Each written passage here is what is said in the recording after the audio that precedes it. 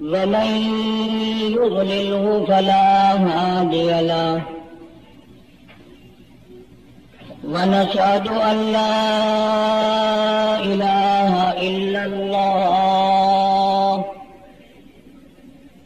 وحده لا شريك له ونشهد أن سيدنا وسندنا ونبينا وشفيعنا وهادينا ومرشدنا ومولانا محمدا عبده ورسوله أرسله بالحق بشيرا ونذيرا صلى الله تعالى عليه وعلى آله وأصحابه وأزواجه وذرياته وبارك وسلم تسليما كثيرا كثيرا. أما بعد فأعوذ بالله السميع العليم من الشيطان الرجيم. بسم الله الرحمن الرحيم. وسيجنبها الأتقى الذي يؤتي ماله يتزكى وما لأحد عنده من نعمة تجزى إلا ابتغاء وجه ربه الأعلى ولسوف يرضى. وقال النبي صلى الله تعالى عليه وسلم أرحم أمتي بأمتي أبو بكر وأشدهم في أمر الله عمر وأصدقهم حياء عثمان وأقضاهم مالك. صدق الله مولانا العلي العظيم وصدق رسوله النبي الكريم ونحن على ذلك لمن الشاهدين والشاكرين والحمد لله رب العالمين. اللهم صل على محمد وعلى آل محمد كما صليت على إبراهيم وعلى آل إبراهيم إنك حميد مجيد. اللهم بارك على محمد وعلى آل محمد كما باركت على إبراهيم وعلى آل إبراهيم إنك حميد مجيد. کئی جمعوں سے محمد عربی صلی اللہ علیہ وسلم کے جانثار ساتھی، آپ کے غم گسار دیوانے پروانے، جنہوں نے ساری زندگی حضور کریم صلی اللہ علیہ وسلم کی عظمت و محبت میں گزاری، ان کا ذکر خیر کر رہا تھا. یہ جمادی الاخری جمادی الثانی کا مہینہ ہے، اور یہ وہ مہینہ ہے جس مہینے میں جناب صدیق اکبر رضی اللہ تعالی عنہ کی وفات ہوئی. اس وقت دنیا میں لوگوں کو عرسوں کے دن تو یاد ہیں کہ فلاں دن فلاں بزرگ کا عرس لگے گا، فلاں دن فلاں کا میلہ لگے گا. کسی کو یہ معلوم بھی ہے کہ سرکار مدینہ کا سب سے پہلا امتی جن کے بارے میں یہ سب کا عقیدہ اور ایمان ہے، افضل البشر بعد الانبیاء بالتحقیق، انبیاء کے بعد ساری امت سے سب سے زیادہ مرتبہ اور شان ہے جناب ابو بکر صدیق رضی اللہ تعالیٰ عنہ کی۔ اور وہ سرکار کو اتنا پیارا ہے، قسم کھا کے کہتا ہوں آج بھی سینے سے لگا رکھا ہے۔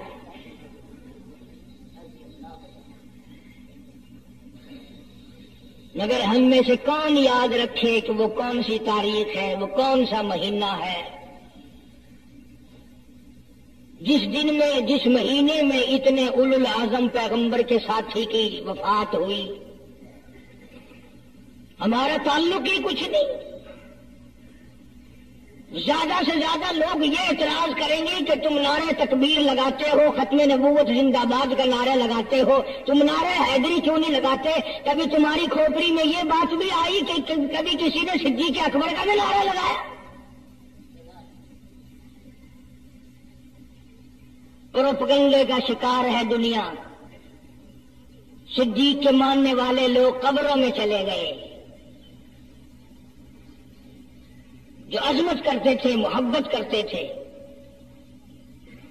جناب ابو بکر صدیق رضی اللہ تعالیٰ عنہ کے بارے میں سرکار مدینہ صلی اللہ علیہ وسلم نے ارشاد فرمایا، او لوگوں، جتنے بھی تم صحابہ کرام کی جماعت ہو، جتنے بھی تم لوگ ہو، سب کے احسانات کا بدلہ میں نے دنیا ہی میں چکا دیا۔ ابو بکر کے احسانات کا بدلہ خدا دے گا۔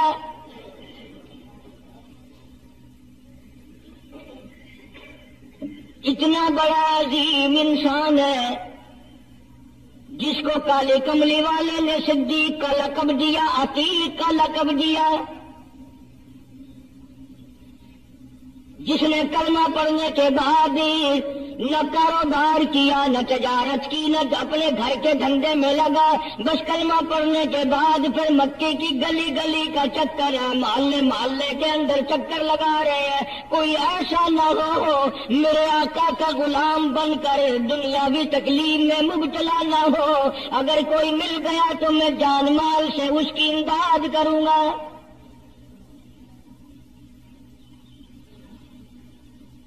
سرکار مدینہ صلی اللہ تعالی علیہ وسلم کا پہلا ساتھی، پہلا غمگسار ایسا ملا جو گلی گلی میں چکر لگاتا پھرتا ہے۔ جناب ابو بکر رضی اللہ تعالیٰ عنہ فرماتے ہیں، میں ایک محلے میں جا نکلا اور میں نے جا کے دیکھا کافروں نے ایک دیگ پانی کی بھری ہوئی ہے اور ایک 70 سالہ بوڑھی مائی کو اس میں غوطہ دیا ہوا ہے، سر پہ ہاتھ رکھ کر ڈبایا ہوا ہے۔ اپنی اولاد کے لیے تم بھی پھرو گے، میں بھی پھروں گا۔ سارا جہان اپنی اولاد کی روٹی کے لیے انتظام کرے گا، کپڑے کا انتظام کرے گا، مکان دکان کا انتظام کرے گا۔ ابو بکر تیرا کیا کہنا، ساری دولت کالی کملی والے کی عظمت پہ لٹا دی۔ جناب ابو بکر رضی اللہ تعالیٰ عنہ نے پوچھا، اور ظالموں یہ کیا ماجرا، یہ کیا قصہ ہے، کیا کہانی ہے، کیا ظلم کر رہے ہو، کیا بات ہے؟ بوڑھی مائی ہے، عمر رسیدہ ہے، تم نے اس کو پانی میں غوطہ کیوں دیا ہوا ہے، اس کو پانی میں کیوں ڈبا رکھا ہے، اس کے سر پر ہاتھ رکھ کر تم نے کیوں باہر منہ نہیں نکالنے دیتے، کبھی یہ سانس لے لے۔ سارے کافر کہنے لگے، ابو بکر یہ اللہ کی توحید کا اعلان کیوں کرتی ہے،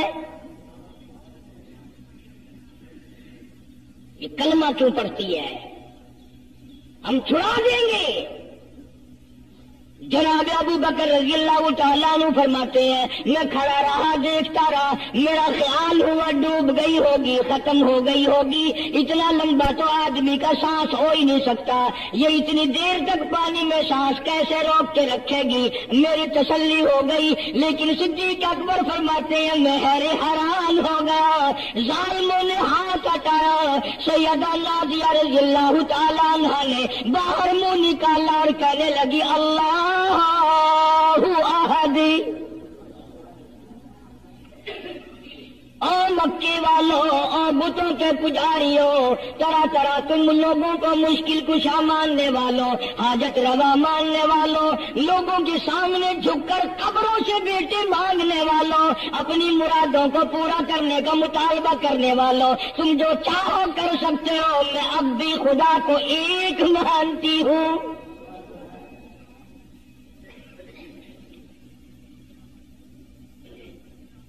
فرماتے ہیں میرے دیکھتے دیکھتے گڑیا کو چھوڑ دیا، بیٹی کو پکڑ لیا، جوان بیٹی تھی، اس نے بھی کلمہ پڑھا تھا۔ میں اسی لیے ہر وقت یہ کہا کرتا ہوں کہ تمہیں کلمے کی کیا قدر ہو۔ سونے کا ایک زیور گھر سے گم جائے، 2 دن روٹی نہیں پکتی، گھر میں نقصان ہو گیا، سونا چلا گیا گھر سے۔ عورتیں بھی ہاں ہاں کرتی پھرتی ہیں، مرد بھی افسوس کرتے پھرتے ہیں، اور ایک گھر کے گھر میں کلمہ نہیں، کسی کو افسوس نہیں۔ دین گھر سے نکل گیا، قرآن گھر سے نکل گیا، الفت محبت گھر سے نکل گئی، تباہی پھر گئی ساری دنیا کی۔ جناب صدیق اکبر رضی اللہ تعالیٰ عنہ فرماتے ہیں میرے دیکھتے دیکھتے جوان بچی کو پکڑا اور اس نے رٹ لگانی شروع کی کر دی، لا الہ الا اللہ محمد الرسول اللہ۔ ادھر کلمہ پڑھنے لگی، کئی کافروں نے اس کا منہ پکڑا، زبان باہر کھینچی، زبان پہ داغ دے دیا، گرم گرم لوہے سے زبان کو داغ دے دیا۔ جناب ابو بکر رضی اللہ تعالیٰ عنہ فرماتے ہیں میں دیکھتا رہا، جب ظالموں نے لوہا گرم ہٹایا، اس بچی کے منہ سے پھر یہی لفظ نکلا، اللہ احد، اللہ ایک ہے، وہ اپنی ذات میں صفات میں یکتا ہے، وہ کسی کا محتاج نہیں، کسی کو اپنی ذات میں صفات میں اس نے شریک نہیں بنایا۔ یہ جو تمہیں کہتے ہیں نا، اور جی یہ بھی تو اللہ نہیں بنائے، اور بنائے ہیں تو بندے بنائے ہیں نا، خدا تو نہیں بنائے۔ کلندر بنائے، بزرگ بنائے، فقیر بنائے، پیر بنائے، اور بنائے تو اس نے ہے نا،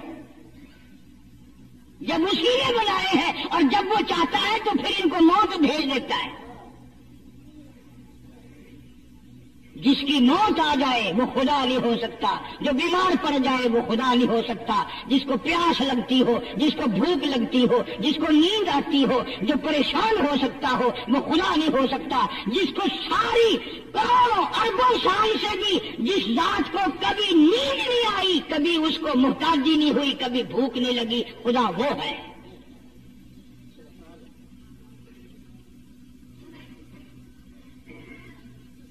دنیا پتہ ہی نہیں جا کے ڈر رہی ہے۔ جناب صدیق اکبر رضی اللہ تعالیٰ عنہ فرماتے ہیں میں نے ظالموں سے کہا ظالموں نہ مارو۔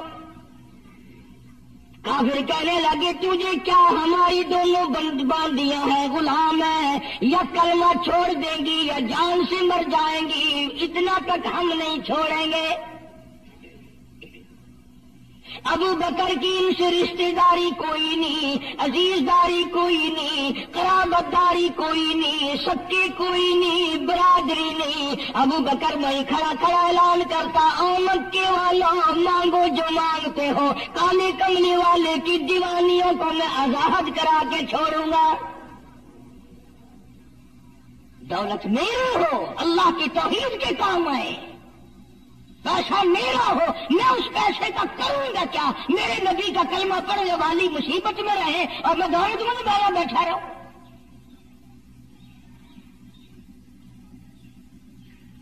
دونوں ماں بیٹیوں کو خرید کر آزاد کر دیا۔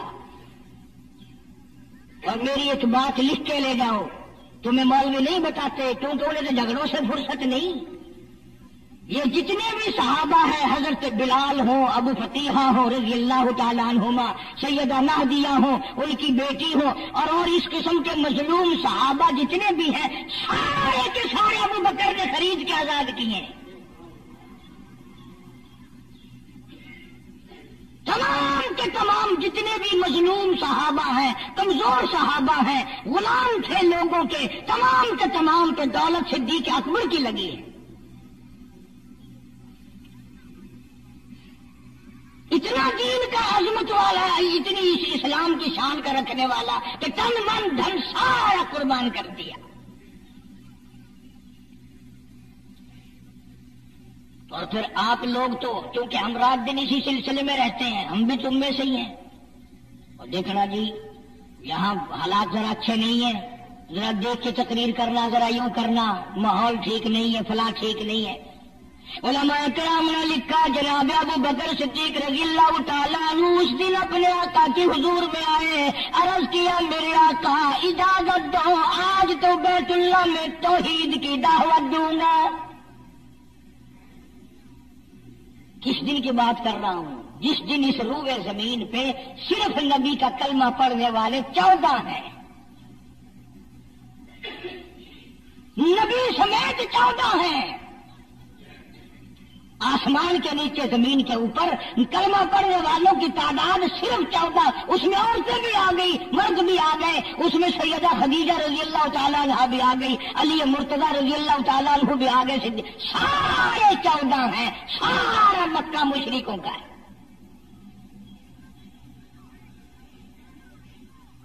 حضور کریم سب کا جو صلی اللہ علیہ وسلم نے فرمایا ابو بکر تعداد بڑی تھوڑی ہے، غریب لوگ ہیں. اللہ اکبر.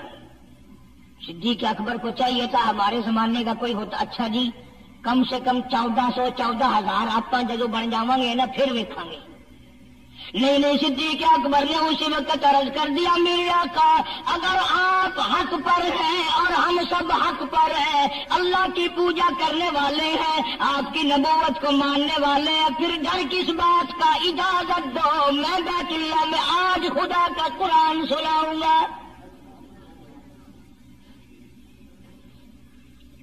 وہ کتنا دلیر ہوگا، وہ کتنا بہادر جوان ہوگا. یوں ہی تو نہیں. علماء کرام نے لکھا کہ پروردگار عالم جل شانہ نے جبریل امین سے پوچھا او جبریل ہر نبی کے پاس کتابیں تو نے پہنچائی، میرے پیغام دنیا میں پہنچائے. آدم علیہ السلام کے پاس تو گیا، نوح علیہ السلام کے پاس آپ گئے، ابراہیم خلیل اللہ کے پاس آپ گئے، اسماعیل ذبیح اللہ کے پاس آپ گئے، موسیٰ کلیم اللہ کے پاس آپ گئے، عیسیٰ روح اللہ کے پاس آپ گئے. ہر نبی کے پاس اے جبریل تم آتے جاتے رہے. آج میں خدا ایک بات پوچھتا ہوں، تیری بھی کوئی حسرت ہے، تیری بھی کوئی تمنا ہے، تیری بھی کوئی آرزو ہے، تیرے دل کی بھی کوئی انگڑائی ہے، تیری بھی کوئی کائنات میں پسند ہے؟ عرض کرتا الہ العالمین کیوں نہیں، میری بھی ایک پسند ہے. پوچھا کیا؟ عرض کرتا میری پروردگار جب آپ نے پوچھا تو مجھے بتانا پڑا، میرے فرشتے کے دل میں بھی، حالانکہ میں سارے جہان کے نوری فرشتوں کا سردار ہوں، تمام فرشتوں کی سرداری کا تاج میرے سر پہ ہے، 600 نورانی پر میرے لگے ہوئے ہیں، مگر پھر بھی میری یہ تمنا رہتی ہے اے کاش میں جبریل نہ ہوتا، میں ابو بکر صدیق ہوتا.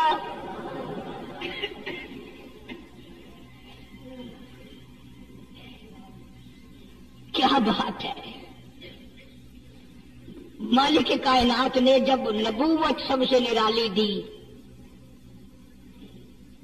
قرآن جیسی کتاب آسمان نے نرالی دی، تو یار بھی تو چن چن کے دیے نا. اسی لیے میں کہا کرتا ہوں کہ ہمارے نبی کے یار بھی نرالے، میرے نبی کے رشتہ دار بھی نرالے، میرے نبی کی بات بھی نرالی، میرے نبی کی جماعت بھی نرالی. کون مقابلہ کرے صلی اللہ علیہ وسلم. اجازت مل گئی.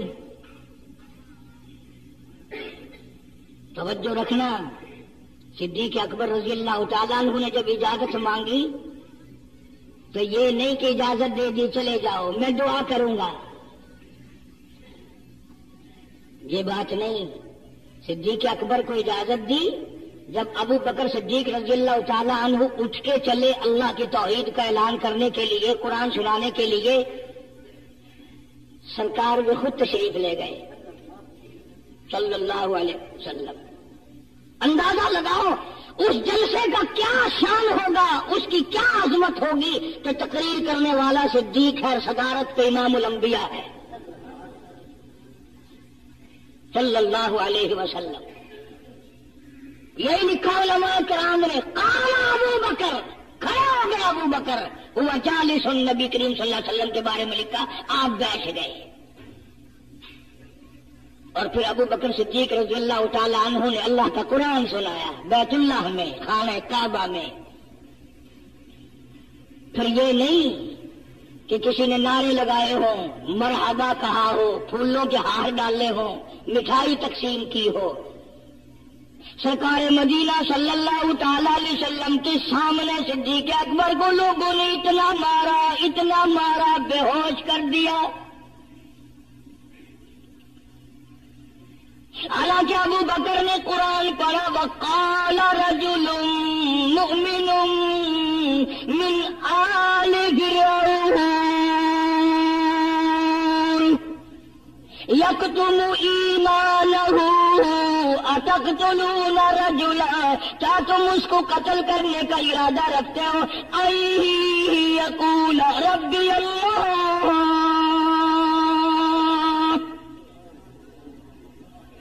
جو اتنی بات کہتا ہے میرا رب اللہ ہے، مشکل کشا اللہ ہے، حاجت روا اللہ ہے، میری حاجات کو جاننے والا بھی اللہ، ان کو پورا کرنے والا بھی اللہ، بیماری دینے والا بھی خدا، دور کرنے والا بھی خدا. یقول ربی اللہ،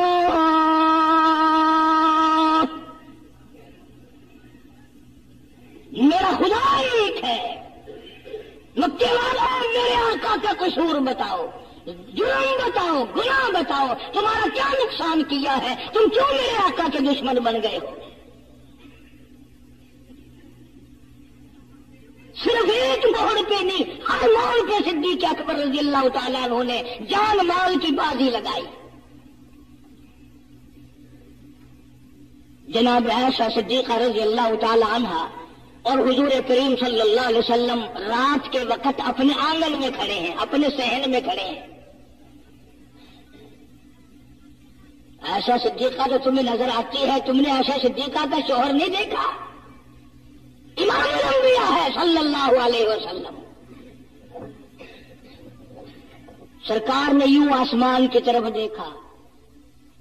حضرت عائشہ رضی اللہ تعالی عنہا نے عرض کر دیا، میرے آقا کسی کی نیکیاں اتنی بھی ہیں جتنے آسمان پہ ستارے؟ فرمایا ہاں عائشہ، ان سے بھی زیادہ نیکیاں ہیں عمر فاروق کی رضی اللہ تعالیٰ عنہ، ستاروں کی گنتی سے بھی زیادہ نیکیاں. حضرت عائشہ رضی اللہ تعالیٰ عنہ نے عرض کر دیا، آقا میرا ابا، سبحان اللہ، کیا بات فرمائی. فرمایا میری عائشہ تجھے کیا معلوم ہے، فاروق کی نیکیاں ستاروں سے زیادہ، آسمان کے مزین ستاروں سے زیادہ، فاروق کی نیکیاں سمندر کے قطروں سے زیادہ، عمر فاروق کی نیکیاں درختوں کے پتوں سے زیادہ، عمر فاروق کی نیکیاں زمین کے ذروں سے زیادہ، عمر فاروق کی نیکیاں پہاڑوں کی کنکر سے زیادہ. پر عائشہ بات سن لے، تیرے باپ کی 3 راتیں ایک طرف، فاروق کی ساری زندگی ایک طرف. تیرے ابا کا مقام تو سب سے نرالا ہے، اس کی ریس کون کرے گا؟ کون ریس کر سکتا ہے جناب ابو بکر صدیق رضی اللہ تعالیٰ عنہ کی؟ مدینہ طیبہ ہے، اللہ سب کو زیارت نصیب فرمائے. صدیق اکبر کی خلافت ہے رضی اللہ تعالیٰ عنہ. عمر فاروق فرماتے ہیں میرا جی چاہا کہ اب تو خلافت کے بوجھ میں پھنس گیا صدیق، اب تو قوم کا کام اتنا گلے میں پڑ گیا کہ اب کہاں فرصت ملے گی، میں اب نیکیاں زیادہ کماؤں گا. مدینے میں ایک بڑھیا بیوہ محتاج، آنکھوں سے محتاج رہتی تھی. عمر فاروق رضی اللہ تعالی عنہ فجر کی نماز کے بعد اس کے دروازے پہ گئے، مائی برتن لا، پانی بھر کے لا دوں. اندر سے جواب ملا جزاک اللہ، اللہ تجھے جزائے خیر دے، پوچھنے آیا تیرے سے پہلے اور کوئی سارا ہی کام کر کے چلا گیا، میرا کھانا بھی پکایا، مجھے کھلا بھی گیا، برتن بھی صاف کر گیا، جھاڑو بھی لگا گیا، میرے کپڑے بھی دھو گیا، سب کچھ کر کے چلا گیا۔ آج کون کرے گا؟ دل تو تمہارا بھی کرتا ہے کہ فاروق والی نے کیا، کچھ ہم بھی لے لیں، صدیق والی عظمت کچھ ہمیں بھی مل جائے، پر پہلے منہ تو بناؤ، وہ شکل تو پیدا کرو، وہ عظمت تو پیدا کرو جو انہوں نے کی تھی۔ کون ہے تم میں سے آج جو کسی محتاج کے دروازے پہ جا کے پوچھتا ہو میرے لاکھ کوئی کام ہو تو بتاؤ بھائی، میں بغیر پیسوں کے کر دوں گا؟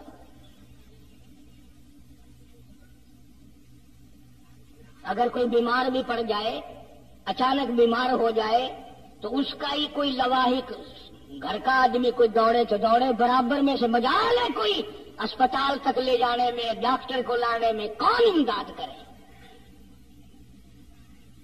اور اس کا نتیجہ سامنے ہے، جب میں کسی کی نہیں کرتا تو میری کون کرے؟ کوئی بھی نہیں۔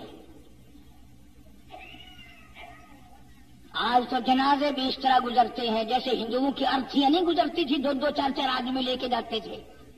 کون آئے جنازے پہ؟ تم کسی کے جنازے پہ جاؤ تو تمہارے یہاں کوئی آئے؟ اور جو بھی آتا ہے وہ اللہ کی رضا کے لیے نہیں۔ بخاری شریف میں روایت من اتبع الجنازہ ایمانا واحتسابا غفر له ما تقدم من ذنبه او كما قال النبي صلی اللہ تعالی علیہ وسلم۔ ارشاد فرمایا جو آدمی اللہ کی رضا کے لیے کسی کا جنازہ پڑھے، ایمان یقین کے ساتھ جنازہ پڑھے، ثواب کی نیت سے پڑھے، وسیب کی نیت نہ ہو، برادری کی نیت نہ ہو، خاندانی لحاظ نہ ہو، قرابت داری کا کوئی لحاظ نہ ہو، کوئی دیکھے یا نہیں دیکھے، کوئی آئے یا نہ آئے، کوئی پوچھے یا نہ پوچھے، صرف اللہ کی رضا کے لیے پڑھے۔ کالی کملی والے نے اعلان کر دیا میں ضامن غفر له ما تقدم من ذنبی، اس کے پچھلے سارے گناہ معاف کر دیے گئے۔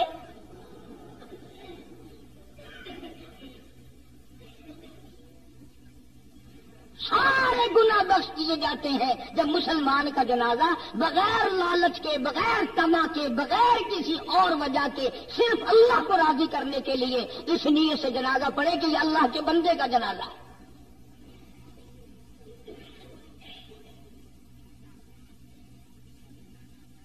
فاروق اعظم رضی اللہ تعالیٰ عنہ سوچتے ہیں کہ یارو میرے سے پہلے کون آ گیا؟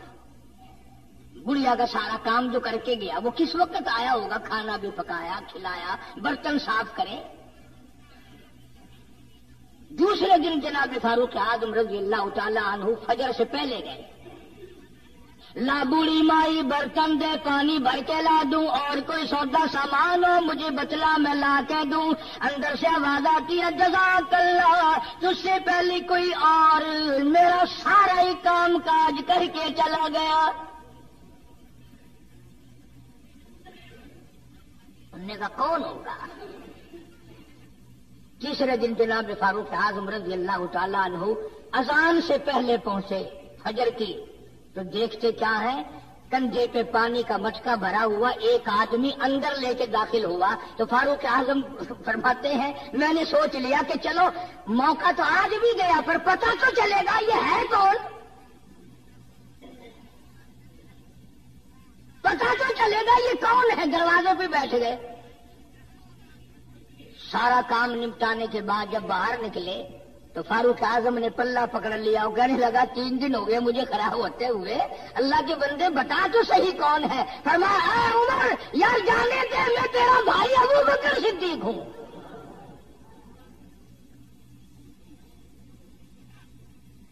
اور جس وقت کی میں یہ تمہیں بات سنا رہا ہوں اس وقت صدیق اکبر بادشاہ تھے، خلیفہ تھے، امیر المومنین تھے، خلیفۃ المسلمین تھے، صدیق اکبر تھے، اور تقریباً 92 لاکھ مربع میل۔ اور اگر کسی کو تھوڑا بہت نوکری ملازمت مل گئی پتلون والا آیا تو سیدھا گھس گیا، کوئی دھوتی والا آیا تو وہ چپڑاسی کرتا کی ہے صاحب گل کر لو، چل پڑے تیرے واسطے صاحب بیٹھے ہے باہر نکل۔ اندازہ لگا غریب آدمی دیکھ کر سپاہی بھی، چپڑاسی بھی، پھانسی بھی سارے پیچھے پڑ جاتے ہیں۔ سادے کپڑوں والا دیکھا اور پھر قانون حرکت میں آ جاتا ہے، اور اگر انگریز کا لباس ہو، گلے میں پھانسی لٹکی ہوئی ہو، سر پہ ٹوکرا ہو اور پتلون پہن رکھی ہو، پھر گھرم گھرم گھرم گھرم سیدھا پہنچتا ہے۔ پھر چپراسی کی بھی آنکھیں مٹ جاتی ہیں اور دلی بھی اندھا ہو جاتا ہے، کوئی نہیں پوچھتا۔ انہوں نے کوئی نہ کوئی صاحب تو ملنے والا آدمی ہے، خود کیوں صاحب ہے یہ جانے والا؟ میں جس وقت کی بات عرض کر رہا ہوں، صدیق اکبر حکمران تھے، امیر المومنین تھے، خلیفۃ المسلمین تھے، پیغمبر کے سسر تھے، عائشہ صدیقہ کے ابا تھے، حضور کریم صلی اللہ علیہ وسلم کے جانشین تھے، مدینہ منورہ میں یہ بات ہوئی۔ اور سنو، جب صدیق اکبر رضی اللہ تعالی عنہ کی بادشاہت اور خلافت اور امارت آئی، مدینے کی گلی میں ایک آدمی نے آواز لگائی، ہائے حضور، اے کوئی مزدور، کوئی مزدور ہے؟ وقت کا بادشاہ صدیق اکبر رضی اللہ تعالیٰ عنہ قریب گئے، ہاں حاضر ہوں۔ مزدور آ گیا، اللہ اکبر، پوچھو کیا کام ہے؟ کہتا میری بکری مر گئی ہے، اسے اٹھا کر شہر سے باہر پھینکنا ہے۔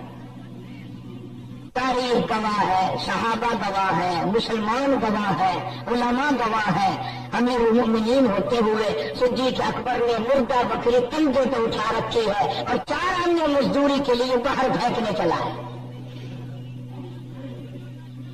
کون ایسا کرے گا؟ ہم سارے جنتی بڑے پھرتے ہیں، کبھی اپنے حالات میں جو نظر ڈالا کرو، آپ کوئی اپنی اداؤں پہ ذرا غور کرے۔ ہم اگر عرض کریں گے تو شکایت ہوگی، ارے رات بھی ہے دن بھی ہے، کبھی اکیلے بھی ہوتے ہوگے، کبھی تو نظر مارو۔ وقت کا خلیفہ، وقت کا بادشاہ 154 مزدوری کے لیے مردار بکری پھینکنے باہر جاتا ہے، اس لیے کہ میری روٹی حلال کی ہو، میرا کھانا حلال کا ہو۔ جناب صدیق اکبر رضی اللہ تعالیٰ عنہ کا ایک غلام تھا، وہ کھانا لایا کہیں سے، تو ہر دن تو پوچھ لیا کرتے تھے کہ تو کہاں سے لایا۔ 3 دن کی بھوک نے اتنا بےتاب کر دیا تھا، اتنا تنگ کر دیا تھا کہ وہ کھانا لایا تو 1 لقمے کھا لیے اور پھر پوچھا کہاں سے لایا تھا بھائی، کیسے کمایا تھا؟ تو کہنے لگا مجھے ایک دم آتا ہے، میں کسی کو بچھو لڑ گیا تھا، میں نے وہ دم کیا تھا، ایک قوم ہے مجھے خیر آ گئی تھی، اب میں وہاں سے جو گزرا ان کے یہاں کوئی شادی تھی تو انہوں نے مجھے بلایا، کھانا بھی کھلایا اور یہ ساتھ بھی دے دیا۔ فرمایا لا حول ولا قوت الا باللہ، حلق میں انگلی ڈال رہے ہیں، الٹی کروں، یہ لقمے باہر نکالوں۔ کسی نے کہا کہ اگر الٹی کرنی پڑا 3 دن کے فاقے میں 2 لقمے اندر گئے، الٹی کیسے آئے؟ کسی نے مشورہ دیا کہ 2-3 پانی کے پیالے پیو، پھر انگلی مارو، پھر حلق میں سے نکلیں گے۔ چنانچہ کئی پیالے پی کر الٹی کی، انگلی مار مار کے، جب تک وہ لقمے نکال لیتی ہے صدیق کو چین نہ ہے۔ آج ہمارا پیٹ جو ہے وہ اتنا بڑا حمام ہے کہ اس میں حرام حلال، اپنوں کا پرایوں کا حق مال کتنے ڈال دو، خدا کی قسم کو ڈکار ہی نہیں مارتا۔ جناب ابو بکر رضی اللہ تعالیٰ عنہ کی قیادت میں، آپ کی خلافت میں اور آپ کی زندگی کے حالات علماء کرام نے لکھے ہیں، کتابیں بھری پڑی ہیں۔ ادھر قرآن کہتا ہے وَسَيُجَنَّبُهَا الْأَتْقَى الَّذِي يُؤْتِي مَالَهُ يَتَزَكَّىٰ، وہ جوان اتنا تقوی والا، اتنی پرہیزگاری والا، اتنی محبت کرنے والا، جنگ تبوک کے موقع پر حضرت صلی اللہ تعالیٰ علیہ وسلم نے اعلان فرمایا جنگ بڑا اچھا بڑی مشکل ہے، بڑا دور کا سفر ہے، جس کے پاس جو کچھ ہو سکتا ہے وہ میں کالی کملی والے کی لشکر کا انتظام کرنے کے لیے سارے جا کے لے آؤ۔ فاروق اعظم رضی اللہ تعالیٰ نے فرماتے ہیں اس دن بھی میرے دل میں آئی کہ آج جیتوں گا صدیق اکبر سے۔ میں نے اپنے گھر کا سارا مال اکٹھا کیا اور آدھا گھر میں چھوڑ دیا اور آدھا لے کے چلا گیا حضور کی ذات خدمت میں صلی اللہ علیہ وسلم پیش کر دیا۔ آپ نے پوچھا فاروق کتنا لائے؟ کہ جی آدھا گھر چھوڑایا ہوں آدھا لے آیا ہوں۔ اللہ اکبر، آئی صدیق اکبر کی باری، اپنے گھر کا تمام پیسہ ٹکا، تمام تراہیم و دنانیر، تمام کا تمام گٹری باندھ لی۔ خدا کی قسم کیا کہنا ابو بکر تیرے عشق کو دیواروں میں ہاتھ پھیلا ہے، ابو بکر کیا تلاش ہو رہی ہے، ایسا نہ ہو میرے محبوب نے مانگا ہے میرے گھر میں سوئی بھی نہ رہ جائے۔ دیوار پہ ہاتھ مار رہا ہے صدیق اکبر رضی اللہ تعالیٰ، سوئی نہ رہ جائے۔ آقا نے فرمایا میرے محبوب نے مانگا صلی اللہ علیہ وسلم۔ تسلی کر لی، کچھ نہیں رہا، گٹھڑی لے کر کے سرکار کی خدمت میں جا کے رکھ دی۔ آپ صلی اللہ علیہ وسلم نے فرمایا ابو بکر کتنا لائے، کتنا چھوڑ آئے؟ صدیق اکبر کہتا ہے کہ بلبل کا پھول بسی پروانے کو چراغ، بلبل کا پھول بسی پروانے کو چراغ، بلبل کو پھول بسی صدیق کے لیے خدا کا رسول بسی۔ کالی کملی والے میں اپنے گھر کی سوئی بھی لے کے آیا ہوں، ایسا نہ ہو میرا اللہ یہ نہ دیکھ لے کالی کملی والے نے مانگا اور ابو بکر نے بچا کے رکھ لیا۔ سارا لے آیا ہوں، جو کچھ تھا تمام کا تمام کنج کے لے آیا ہوں۔ اللہ کا بچوں کے لیے کہ بچوں کا خدا وارث ہے، بچے میرے تھوڑے ہی خدا نے دیے ہیں، خود سنبھالے گا۔ نہیں اپنی محبت کو نبھانا ہے۔ جس جوان نے اس طریقے سے عظمت نبھائی ہو، کون ان کو الگ کر سکتا ہے، کون ہٹا سکتا ہے؟ پھر مکے کی گلی کا چکر لگایا، ابتدا اسلام میں ہی جناب بلال حبشی رضی اللہ تعالی عنہ کو دیکھا، کمر کے نیچے دہکتے ہوئے کولے اور شولے، سینے کے اوپر پتھر کی چٹان ہے۔ جناب صدیق اکبر رضی اللہ تعالیٰ عنہ فرماتے ہیں میری آنکھ نے دیکھا بلال کے سینے پہ پتھر ہے، کمر کے نیچے شولے ہیں۔ امیہ ابن خلف نے حضرت بلال کی گردن پہ پاؤں رکھ کر سارا وزن دے دیا۔ حضرت بلال رضی اللہ تعالیٰ عنہ کی زبان باہر نکل آئی، اتنی لمبی زبان باہر لٹک گئی۔ صدیق اکبر نے امیہ ابن خلف سے کہا ظالم ایک طرف ہٹ، میں بلال سے کوئی بات کرتا ہوں۔ اللہ غنی، تھا تو غریب، تھا تو چھوٹے قد والا، تھا تو کالے رنگ والا، پر اللہ اور اس کے رسول کے دربار میں کتنی بڑی عظمت ہے۔ صدیق اکبر قریب ہوئے اور فرمانے لگے بلال تو بھی بولا ہے، اتنی بڑی مار کھا رہا ہے، تجھے مار پڑ رہی ہے، تیری عقل نہیں کام کرتی؟ انہوں نے کہا کیوں؟ کہ حالات ٹھیک ہو جائیں گے نا۔ پھر زور زور سے اللہ کی توحید کا اعلان کرنا، دل میں خدا کو یاد کر لیا کہ کتنی مار پڑ رہی ہے تجھے، اور میری آنکھ نے دیکھا، میں برداشت نہیں کر سکا، تجھے مار پڑ رہی ہے کہ تو ہنستا نہیں۔ اللہ غنی، یوں لکھا ہے کتابوں میں حضرت بلال رضی اللہ تعالیٰ عنہ کی آنکھوں میں آنسو آ گئے اور فرمانے لگے ابو بکر کوئی اور اگر یہ بات کہتا تو کوئی بات نہ تھی، تمہیں نہ کہنی تھی، تمہیں یہ بات نہیں کہنی چاہیے۔ انہوں نے کہا کیوں؟ انہوں نے کہا ابو بکر میں تجھے کیا بتلاؤں، جب یہ مجھے مارتے ہیں میرے سینے پہ پتھر رکھتے ہیں، میرے گلے پہ پیر رکھ کر وزن ڈالتے ہیں، جب میری جان نکلنے کو ہوتی ہے مجھے آسمان سے رب العالمین کی طرف سے آواز آتی ہے، او میرے بلال تیرا کیا حال ہے؟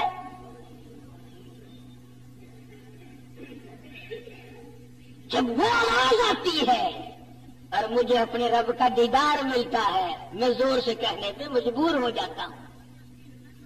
چوٹ تو مجھے بھی لگتی ہے نا، تکلیف تو مجھے ہو رہی، تجھے کیا پتا؟ رگ رگ میں کانٹے چبھوتے ہیں، رات دل مارتے ہیں، پر جب زیادہ مجھے تکلیف ہوتی ہے میرا خدا مجھے پوچھتا ہے اور یوں اعلان ہوتا ہے، اور میرے بلال تیرا حال کیا ہے؟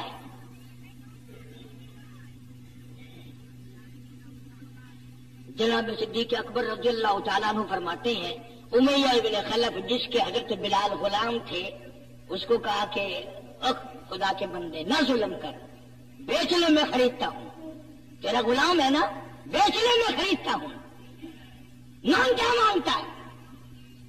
امیہ ابن خلف نے دستور سے بھی کوئی گنا زیادہ پیسے مانگے، پتا تھا نا اللہ کے نام پہ لٹاتا پھرتا ہے۔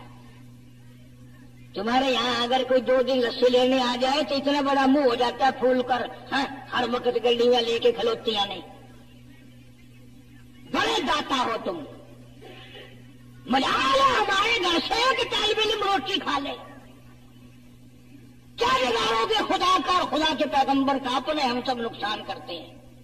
خدا نے اعلان کر دیا کہ جو میرے دین پر خرچ نہیں کرتا، میرے قرآن پہ خرچ نہیں کرتا، مجھے اپنی کبریائی کی قسم میں بھی پھر افسروں کو کھلواؤں گا، ڈاکٹروں کو کھلواؤں گا، اس گھر سے کنجریوں کو کھلواؤں گا۔ بے تحاشا پیسے مانگے امیہ ابن خلف نے۔ صدیق اکبر رضی اللہ تعالیٰ عنہ نے فرمایا بے شک سودا ہو گیا، میں نے بلال کو خرید لیا۔ امیہ ابن خلف کہنے لگا ابو بکر ذرا بات سننا، توجہ کرنا، لکھ کے لے جانا دل کی تختی پہ۔ امیہ ابن خلف کافر کہنے لگا ابو بکر میں تو تجھے بڑا ہوشیار آدمی سمجھتا تھا، کاروباری ہے تو، وپاری ہے، دھندے والا ہے، سردار ہے قریش کا، پر آج پتا چلا تیرے اندر تو عقل بھی نہیں۔ انہوں نے کہا کیوں؟ میرا کمال ہے تیرے والی، اتنی بڑی رقم منظور کر لی بلال کے بدلے۔ ارے یہ تو میرے لیے درد سر بنا ہوا تھا، اگر تو یوں ہی کہتا نا مجھے دے دے میں تیرے متھے مار دیتا مفت، میرے لیے تو بلا بنی ہوئی ہے یہ، تو نے اتنی بڑی رقم دینی منظور کر لی۔ یوں لکھا کتابوں میں کہ جناب صدیق اکبر سب کے رضی اللہ تعالیٰ عنہ فرمانے لگے کہ میں بھی تجھے قریش کا سردار سمجھتا تھا، مکے کا چودھری مانتا تھا، پر آج پتا چلا تو بالکل ہی گدھا ہے۔ انہوں نے کہا کیوں؟ ہائے کیا بات کہی صدیق اکبر نے، یوں فرمایا ارے ہو بلال اور قیمت یہ ہو جو تو نے مانگی،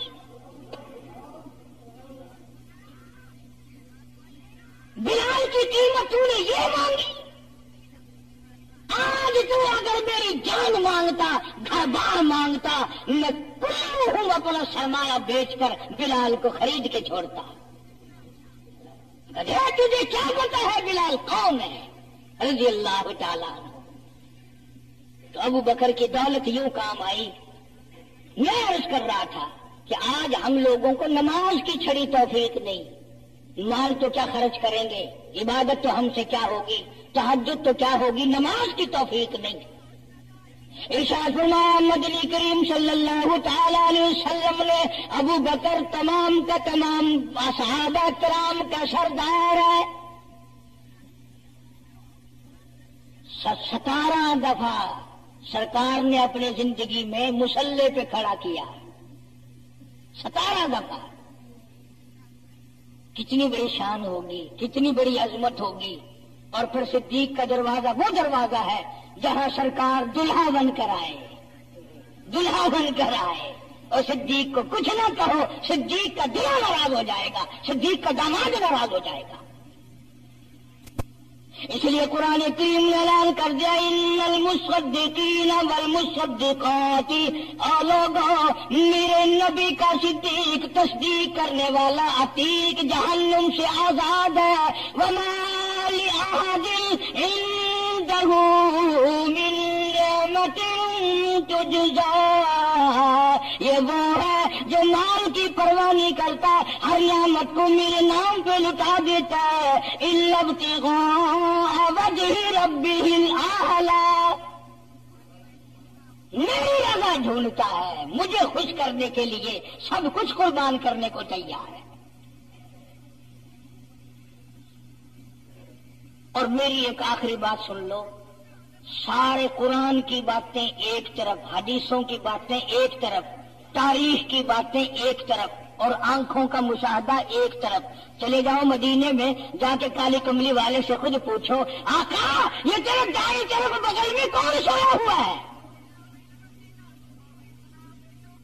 خود ہی پتہ چل جائے گا کہ کالی کملی والے کو کتنا پیار ہے، کتنی محبت ہے، کتنی عظمت ہے صدیق اکبر رضی اللہ تعالیٰ عنہ کی۔ یوں آتا ہے کتابوں میں، ایک پہاڑ پہ صدیق اکبر رضی اللہ تعالیٰ عنہ اور فاروق اعظم رضی اللہ تعالیٰ عنہ اور سرکار مدینہ صلی اللہ علیہ وسلم تینوں حضرات جمع ہیں، پہاڑ ہلنے لگ گیا، پہاڑ حرکت میں آیا۔ کالی کملی والے نے پہاڑ پر قدم مبارک رکھا، ٹھہر جا، تجھ پہ ایک نبی اور ایک صدیق اور ایک شہید موجود ہے۔ اور ایک طرف فاروق اعظم تھے رضی اللہ تعالیٰ عنہ، ایک طرف صدیق اکبر تھے رضی اللہ تعالیٰ عنہ، درمیان میں حضور کریم صلی اللہ علیہ وسلم کھڑے تھے۔ صحابہ نے دیکھا انگلیوں میں انگلی پکڑی ہوئی ہے، فرمایا ھٰکذا نبعث یوم القیامہ او کما قال النبی صلی اللہ علیہ وسلم، آپ نے فرمایا قیامت میں ہم تینوں یوں ہی اٹھیں گے۔ اس لیے میں نے یہ مضمون شروع کیا، انشاءاللہ کئی جمعے نکل جائیں گے۔ جن جن لوگوں کے دلوں میں صدیق اکبر کی محبت ہو، سویرے آیا کرو، کالے کملی والے کے جانثار کی باتیں سنو، اپنے ایمان کو تازہ کرو۔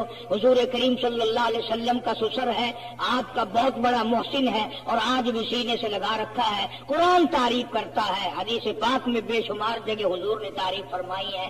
اللہ پاک سارے صحابہ کی مجھے اور آپ کو عظمت نصیب فرمائے، نبی کے غلاموں کا غلام بنائے، نبی کے دیوانوں کا دیوانہ بنائے، ہم سب کو آخری وقت میں ایمان کی دولت عطا فرمائے، اور ہم سب کی پریشانیوں کو دور فرمائے۔ وآخر دعوانا ان الحمدللہ رب العالمین۔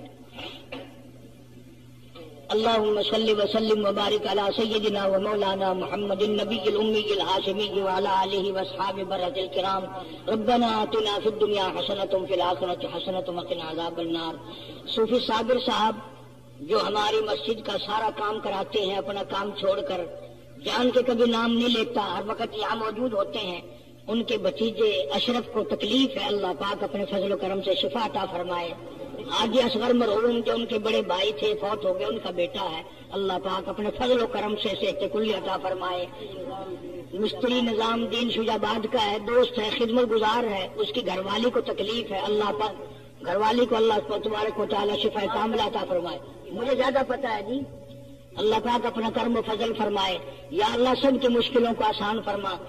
یہاں بستی میں ایک ہندوستان سے بچہ آیا ہوا ہے، اس کی بھی طبیعت خراب تھی، اللہ پاک شفا کاملہ عاجلہ مستمر عطا فرمائے۔ جہاں جہاں بھی ہیں دوست مسلمان امت کے لوگ، یا اللہ اسپتالوں میں ہیں، گھروں میں ہیں، سب کو تندرستی صحت عطا فرما۔ الہی سب کی جھولیاں بھر دے، سب کو نمازی بنا دے، سب کے کاروبار میں فصل میں خیر و برکت عطا فرما۔ یہ محمد یاسین ہے، سبزی منڈی میں کام کرتا ہے، یہ عبد الرحمان ہے، یہ بھی بازار میں کام کرتا ہے، خدمت گزار ہے سارے، اللہ تبارک و تعالیٰ کاروبار میں رزق میں برکت عطا فرمائے۔ منیر عالم کراچی میں ہیں، وہ اللہ تبارک و تعالیٰ ان کو بھی صحت کلی عطا فرمائے۔ حافظ عبید اللہ کی والدہ اور والد کو تکلیف ہے، اللہ پاک دونوں کو صحت کلی عطا فرمائے۔ میرے بڑے پرانے خدمت گزار ہیں، اور بھی بے شمار ساتھی ہیں جن کی پریشانیاں ہیں، یا اللہ سب کی پریشانیوں کو دور فرما۔ اس مسجد اور مدرسے اور میرے خدمت گزاروں کو یا اللہ دو جہان میں رنگ دے، یا اللہ ان کے کاروبار میں مال و جان میں برکت عطا فرما۔ یا اللہ ہم سب کو صحابہ کرام کا خادم اور غلام بنا، اہل بیت کا خادم اور غلام بنا، کلمے اور ایمان والے دولت عطا فرما۔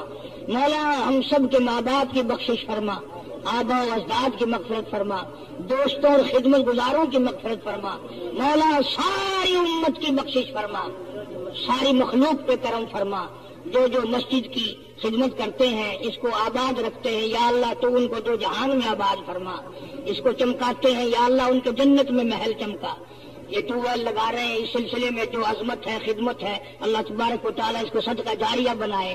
ربنا لا تزغ قلوبنا بعد إذ هديتنا وهب لنا من لدنك رحمة إنك أنت الوهاب۔ قاری فدا حسین میرے مدرسے کے استاد ہیں، ان کی والدہ سخت بیمار ہے، اللہ پاک اپنے فضل و کرم سے صحت و تندرستی عطا فرما، اور سارے اساتذہ کو طالب علموں کو اخلاص کے دولت سے مالا مال فرما، اور دو جہان میں اپنی رضا نصیب فرما، دین کی خدمت کی توفیق عطا فرما۔ صلی اللہ علی حبیبہ محمد وآلہ وصحبہ اجمعین برحمتک یا ارحم۔ یا کراچی میں خالق دین حال میں عدالت لگی، انگریز سیشن بیٹھا، مولانا کو طلب کیا گیا، مولانا تشریف لے آئے، مولانا محمد علی جوہر نے دونوں ہاتھ پیروں پر دونوں ہاتھ رکھ دیا، حضرت کچھ نرم بات کرنا، انگریز کا ارادہ بڑا غلط ہے، سزا کا ارادہ کیے بیٹھا۔ لگا جی کیسی غلط سزا کہ پھانسی کا ارادہ ہے اس کا؟ فرمایا میں نے فتویٰ دیا تھا پھانسی دے، میں خود پسند کرتا ہوں پھانسی چڑھ جانے کو، نہیں لگتا تم ہوتے یہ میں کاری نہیں ہوتا نا اس عدالت میں۔ اور جی تسی میرے فتوے کا مطلب ہی نہیں سمجھا۔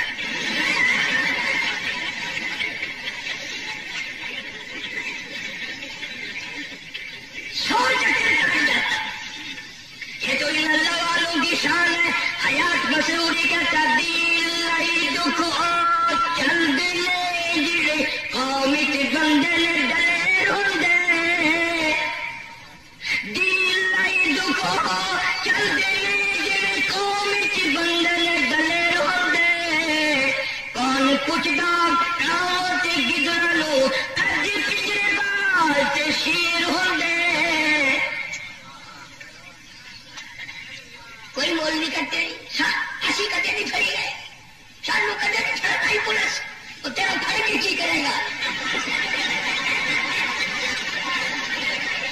تو پھڑ جو گئی نہیں۔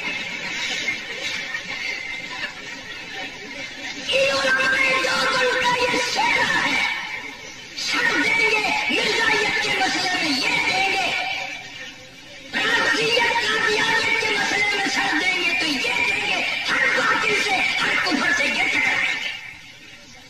ہماری ریت ہے، اور ہمیں ہمارے بزرگوں نے بتایا کہ اس میں بڑا مزہ ہوتا ہے۔ کچا دل لئی دکھو چل دے جڑے قومی کے بندے نے ڈلے روندے، کون پوچھدا کاواں تے گدڑاں نوں کج پجرے بال تے شیر ہوندے، ایٹا بوٹیاں اصیلوں پیدیاں نے جڑی میری دے نال نے بیر ہوندے،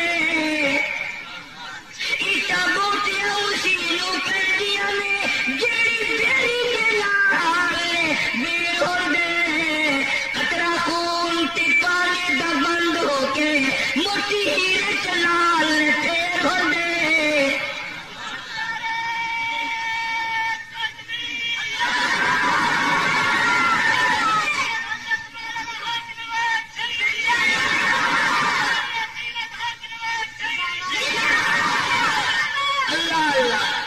مولانا مدنی رحمت اللہ علیہ سے انگریز نے پوچھا کیا آپ نے فتویٰ دیا ہے کہ ہماری فوج میں بھرتی ہونا حرام ہے؟ فرمایا ہاں، صرف ہاں ہی نہیں کہا، دیا تھا اور یہی فتویٰ دیتا ہوں اور یہی فتویٰ دیتا رہوں گا۔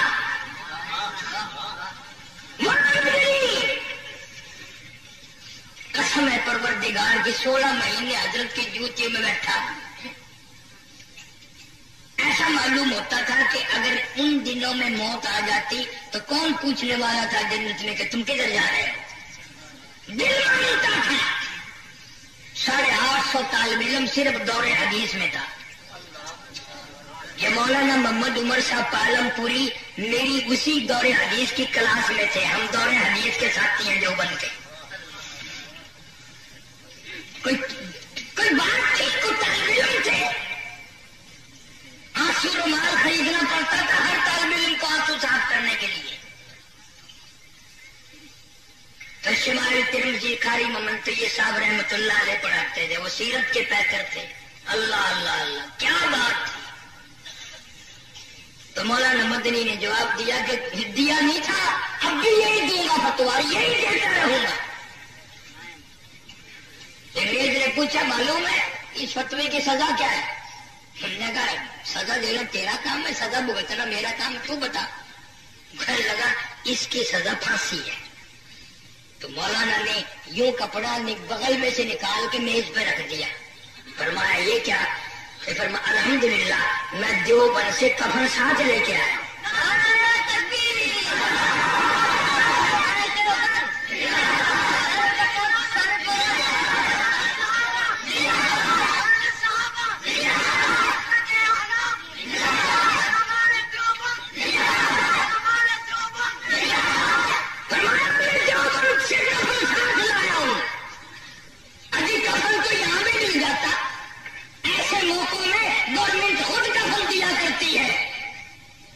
فرمایا جس گورنمنٹ کی ساری عمر مخالفت کی اس کا کفن پہن کر قبر میں جاتے ہوئے شرم آتی ہے. انگریز کے بنائے ہوئے کپڑے کو میں نے ساری زندگی استعمال نہیں کیا. انگریز کا کفن پہن کر قبر میں جانا بھی میں پسند نہیں کرتا. اب تو ماننا کرو گے کچھ باتیں. فرمانے لگے نہیں ہری ہے شاخ تمنا, ہری ہے شاخ تمنا, ابھی جلی تو نہیں, اور جگر کی آگ دبی تو ہے, بجھی تو نہیں. جفا کی تیز سے گردن وفا شعروں کی کٹی ہے برسرے میدان, مگر جھکی تو نہیں.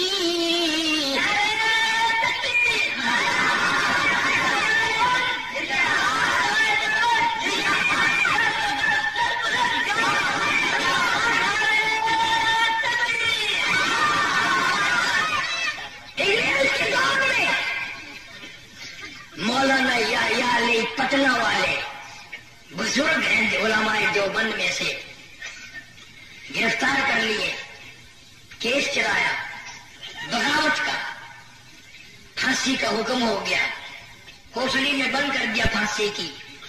سپرڈنٹ جیل نے گورنمنٹ برطانیہ کو انگریز کو خبر دی کہ یہ کوٹڑی جو ہے پھانسی کی, اس میں تو لوگ مر جایا کرتے ہیں, نیم مردہ ہو جاتے ہیں, رنگ پیلے پڑ جاتے ہیں, لیکن یہ روز ایک شیر آپ کو وزن بڑھ جاتا ہے. یہ تو ایسی جگہ ہے جہاں بڑوں بڑوں کے وزن کم ہو جاتے ہیں, کئی تو پہلے ہی مر جاتے ہیں, یوں ہی قانون میں لٹکانے پڑتے ہیں. ہو جاتا ہے اور آپ کے چہرے پہ ماشاءاللہ رونق آ رہی ہے, نکھار آ رہا ہے, چہرے پہ رونق دوبارہ ہو رہی ہے, کیا وجہ ہے؟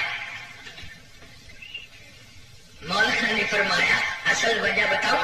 کہ ہاں بتاؤ. کہ میں جب سے قرآن پڑھنے لگا ہوں نا, اور جب سے یہ آیت پڑھی ہے, مجھے شہادت کا بڑا شوق ہے. جب سے تم یہاں